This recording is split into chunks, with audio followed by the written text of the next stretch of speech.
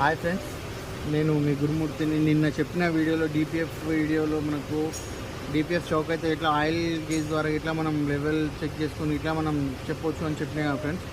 మనకు ఏంటి అంటే మన దగ్గరకు ఒక వెహికల్ వచ్చింది, డిపిఎఫ్ చౌక్ అయింది. మీకు చూపిస్తాను. ఇటు ఈ ట్రయాంగిల్ ఉందా ఫ్రెండ్స్, ఇది ఎల్ఎన్టీ ఫిల్టర్ చౌక్ అయింది.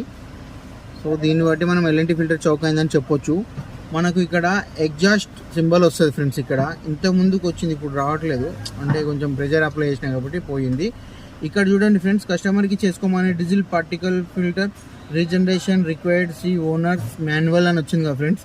ఇది ఇలా కంట్రోల్, స్టీరింగ్ కంట్రోల్ బటన్స్ తోటి ఇట్లా చేయొచ్చు ఫ్రెండ్స్. ఇక్కడ ఈ కంట్రోల్ బటన్స్ తోటి ఇట్లా ఓకే వస్తే చూడండి ఫ్రెండ్స్, ఇక్కడ hold okay start okay button నొత్తంగానే మనకు యాక్టివేట్ అయిపోయి రీజనరేషన్ స్టార్ట్ అవుతుంది ఫ్రెండ్స్. సో మనం ఇప్పుడు చేయకూడదు, ఫ్యూయల్ గిట్లా లేదు, తక్కువ ఉంది.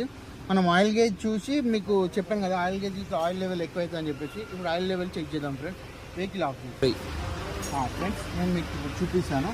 మనకు ఆయిల్ లెవెల్ ఎక్కువ అవుతాను కదా.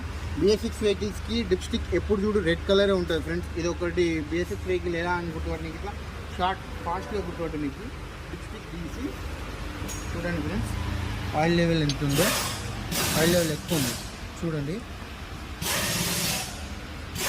ఇక్కడికి ఉండాల్సిన ఆయిల్ లెవెల్ ఇక్కడికి ఉంది, ఇక్కడికి ఉండాలి మనకు oil level full dot work, second dot వరకు ఇక్కడికి ఉంది ఫ్రెండ్స్.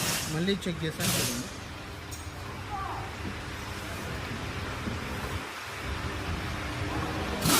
చూడండి, డాట్ అనేది మనకి ఇక్కడ ఉంది, డాట్ అనేది ఇక్కడ ఉంది, ఇక్కడ వరకు ఉంది.